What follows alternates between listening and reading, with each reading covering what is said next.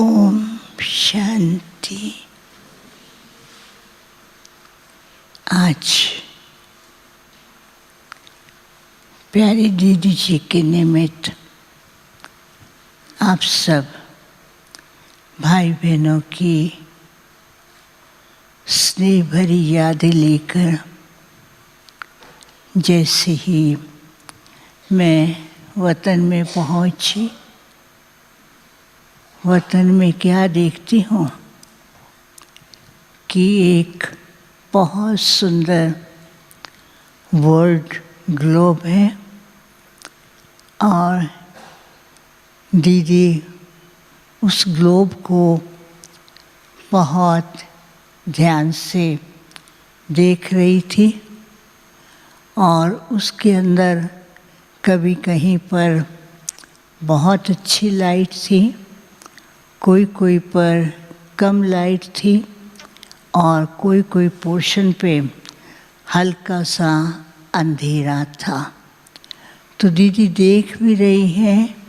देखते देखते advance party के सब मम्मा दादी जितनी भी दादियाँ हैं और दादा हैं सब वहाँ पर एकत्रित हो जाते हैं और दीदी को देखते हैं और दीदी उन सबको कहती हैं, देखो अभी संपन्नता का कार्य कितना स्पीड से चल रहा है और परिवर्तन के कार्य में अभी कुछ कुछ कई बातें रही हुई हैं जिसकी जिम्मेवारी प्यारे बाबा ने हम सबके ऊपर और पूरे ब्राह्मण परिवार के ऊपर रखी हुई है।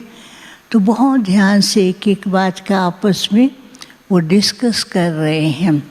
लेकिन बाबा जो है पीछे से खड़े होकर के ये सारा दृश्य देख रहे थे और थोड़ी देर के बाद बाबा सामने आए तो सब दादियाँ दीदी मम्मा बाबा को घेर लिया और बाबा से बहुत मीठी मीठी बहुत प्यार भरी स्नेह भरी बातें करने लगे। तो बाबा ने कहा, बच्चे आप क्या कर रहे थे? तो दीदी मुस्कुराती हैं। फिर बाबा ने मम्मा को पूछा, ये क्या कर रहे थे? तो मम्मा ने कहा, इनसे पूछो। फिर दीदी कहती हैं, बाबा ये कार्य तो बहुत अच्छी तरह चल रहा है लेकिन अभी इसकी स्पीड में कभी कभी ऊपर और कभी नीचे है, कभी फास्ट कभी थोड़ा धीमे, कभी कभी ऐसा भी होता है कि कई स्थानों पर अभी तक वो परिवर्तन के कार्य के जो स्पीड है वो कम है। तो बाबा ने कहा कि अभी क्या करना है? तो सब मिलके कहते, बाबा अभी ये कार्य के लिए प्रकृति, साइंटिस्ट, लोग और हर प्रकार के परिस्थितियाँ यही दिखा रही हैं कि अभी परिवर्तन की स्पीड और बढ़नी चाहिए। तो बाबा ने कहा, आप सबको तो जिम्मेवारी दी है और आप कर रहे हैं। तो दीदी बोलती, हाँ बाबा हम सब आपस में मिलते हैं और ये कार्य के लिए प्लान भी करते हैं, उसको प्रैक्टिकल में भी लाते हैं और साथ साथ जो भी ब्राह्मण परिवार हैं उन सबको भी साथ लेके करते हैं। लेकिन कभी कभी ब्राह्मण परिवार का जो स्पीड है आधे तक पहुंचती है और आधे तक पहुंचने के बाद ऐसे शेक करने लगती है। तो बाबा को दीदी कहती हैं कि बाबा अब ये कार्य जल्दी संपन्न करें क्योंकि हम भी और प्रकृति भी और साइंस भी इंतज़ार कर रही हैं। तो बाबा ने कहा, बच्चों का शुभ संकल्प है और ये कार्य तो होना ही है, लेकिन बच्चों को क्या करना है, दृढ़ निश्चय और दृढ़ संकल्प से ही ये कार्य संपन्न हो सकेगा। फिर तो मैंने कहा कि आज तो पूरा ब्राह्मण परिवार, क्योंकि दीदी को बहुत कम लोगों ने साकार में देखा है, तो पूरा ब्राह्मण परिवार दीदी को याद कर रहा है। तो बाबा ने ऐसे हाथ किया, आओ बच्चे। तो बहुत सारे भाई बहनें वहाँ वतन में इमर्ज हो गए और बाबा क्या है खुद तो किनारे छिप गए और दीदी को बोला, देखो बच्चे आए आपसे मिलने के लिए, और बाबा जो है किनारे में छिप गए। और दीदी क्या कर रही थी, सबको प्यार से दृष्टि भी दे रही थी, और दृष्टि के साथ साथ दीदी सबको इतना रास करा रही थी। और रास कराते कराते फिर दीदी बीच में क्या करती थी, आँख मिचोली का खेल करती थी। और आँख मिचोली में क्या था, वो क्या करना था कि हर एक को बाबा के पास खड़े होना था। और कई होते थे वो आँख मिचोली में बाबा को ढूंढ रहे हैं, कई हैं बाबा के नज़दीक पहुंच के उनका हाथ थोड़ा पीछे चला जाता था, कोई ऐसे थोड़े से थे जो बाबा के बिल्कुल पास और बाबा का हाथ पकड़ लिया। तो दीदी बहुत हंसती और मुस्कुराती हैं। तो दीदी कहती हैं, बाबा के साथ ऐसा प्यार रहे कि आँख बंद हो और कुछ भी हो, बाबा का हाथ जो है, बाबा का साथ जो है वो कभी छूटे नहीं। तो ऐसी दीदी ने कहा, तो बच्चों को इतना अच्छा अनुभव कराया। और फिर दीदी सबका हाथ पकड़ करके सबका ऐसे ऊंचा करके कहती है, बाबा ने जिम्मेवारी दिया है तो हम सब संगठित रूप से इस सृष्टि के परिवर्तन के कार्य में एक एक जिम्मेवार अपने को समझे।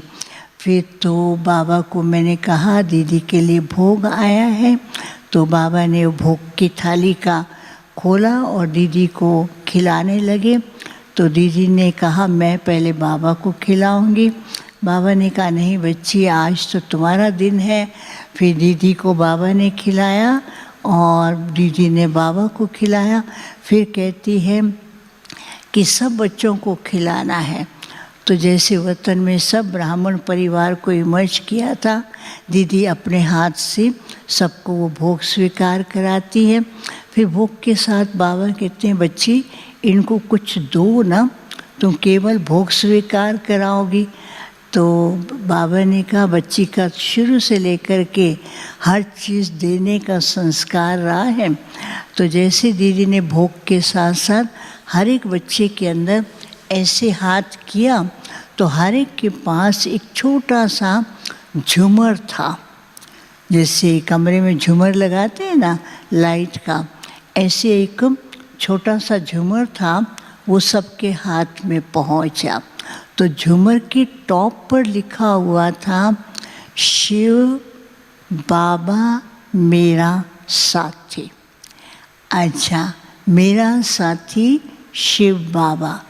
और जो नीचे 4 झूमर थे, एक झूमर पे लिखा हुआ था एकाग्रता, दूसरा संकल्पों की इकोनॉमी, तीसरा लिखा हुआ था अंतर्मुखता, और चौथा लिखा हुआ था फरिश्ता स्वरूप। तो जैसे सबके हाथ में गया, तो जो जिस स्थिति में होता था तो वो वैसा स्वरूप उनके सामने आता था। कभी तो किसी का फरिश्ता रूप आ रहा है, कभी फरिश्ता रूप आता ही नहीं था। कभी वो एकदम इकोनॉमिकल की बजाय एकदम जैसे विस्तार ही विस्तार था।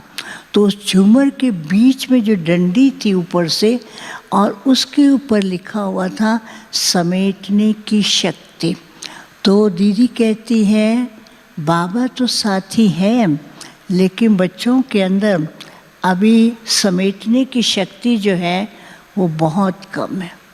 विस्तार की तरफ ज़्यादा है। समय सिखा रहा है जितना समेटने की शक्ति को धारण करेंगे, संकल्पों की इकोनॉमी करेंगे, तो उतना ही आंतरिक स्टेज पावरफुल बनेगी और जल्दी से फरिश्ता बन करके अपने संपन्न स्वरूप में बनना है। तो जैसे वो दिया, फिर सबको बोला उस स्थिति में रहो।